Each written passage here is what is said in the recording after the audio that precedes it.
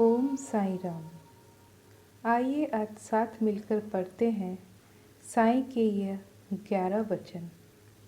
कहते हैं कि जीवन में किसी भी तरह की समस्या हो या कोई मनोकामना हो, साईं बाबा के 11 वचनों के पाठ से होगी हर परेशानी दूर और मिलेगा मनचाहा वरदान।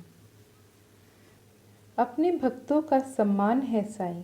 ऐसा क्या है साईं में कि जो भी शिरडी जाता है साईं का ही होकर रह जाता है। आखिर क्या है साईं नाम की महिमा। आइए जानते हैं साईं बाबा और उनके वचनों की महिमा। साईं बाबा का जीवन दर्शन और उपदेश। साईं बाबा ने आमतौर पर कोई पूजा पद्धति या जीवन दर्शन नहीं दिया। एक ही ईश्वर और श्रद्धा सबूरी पर ही उनका विशेष जोर रहा है, लेकिन उनके 11 वचन उनके भक्तों के लिए उनका दर्शन है। इन 11 वचनों में जीवन की हर समस्या का समाधान छुपा हुआ है। यह 11 वचन दरअसल साईं बाबा के 11 वरदान है। ये वचन अपने आप में आध्यात्म की बड़ी शिक्षाएं समेटे हुए हैं। आइए जानते हैं साईं बाबा के 11 वचन और उनके अर्थ। पहला वचन, जो शिरडी में आएगा आपद दूर भगाएगा। साईं बाबा की लीला स्थली शिरडी रही है, इसलिए साईं कहते हैं कि शिरडी आने मात्र से समस्याएं टल जाएंगी। जो लोग शिरडी नहीं जा सकते उनके लिए साईं मंदिर जाना भी पर्याप्त होगा। दूसरा वचन, चढ़े समाधि की सीढ़ी पर पैर तले दुख की पीढ़ी पर। साईं बाबा की समाधि की सीढ़ी पर पैर रखते ही भक्त के दुख दूर हो जाएंगे। साईं मंदिरों में प्रतीकात्मक समाधि के दर्शन से भी दुख दूर हो जाते हैं, लेकिन मन में श्रद्धा भाव का होना जरूरी है।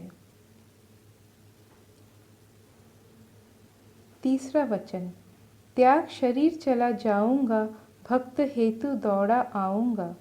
साईं बाबा कहते हैं कि मैं भले ही शरीर में ना रहूं, लेकिन जब भी मेरा भक्त मुझे पुकारेगा मैं दौड़ के आऊंगा और हर प्रकार से अपने भक्त की सहायता करूंगा। चौथा वचन, मन में रखना दृढ़ विश्वास, करे समाधि पूरी यास। हो सकता है मेरे ना रहने पर भक्त का विश्वास कमज़ोर पड़ने लगे, वह अकेलापन और असहाय महसूस करने लगे, लेकिन भक्त को विश्वास रखना चाहिए कि समाधि से की गई हर प्रार्थना पूरी होगी। पांचवा वचन, मुझे सदा जीवित ही जानो, अनुभव करो सत्य पहचानो।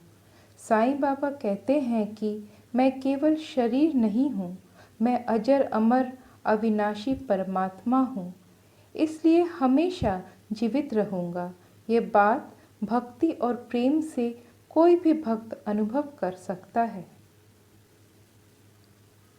छठवा वचन, मेरी शरण आ खाली जाए, हो तो कोई मुझे बताए। जो कोई भी व्यक्ति सच्ची श्रद्धा से मेरी शरण में आया है उसकी हर मनोकामना पूरी हुई है। सातवां वचन, जैसा भाव रहा जिस जन का वैसा रूप हुआ मेरे मन का। जो व्यक्ति मुझे जिस भाव से देखता है मैं उसे वैसा ही दिखता हूँ। यही नहीं, जिस भाव से कामना करता है उसी भाव से मैं उसकी कामना पूरी करता हूँ।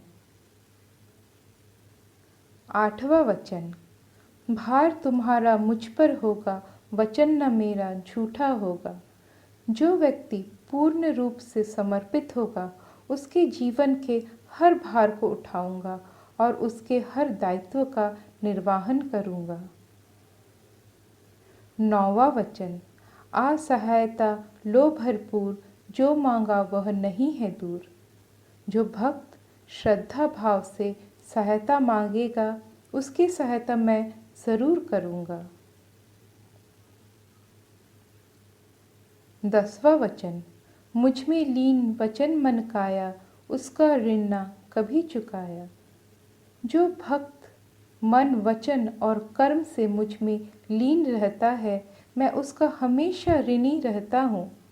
उस भक्त के जीवन की सारी जिम्मेदारी मेरी है। 11वां वचन।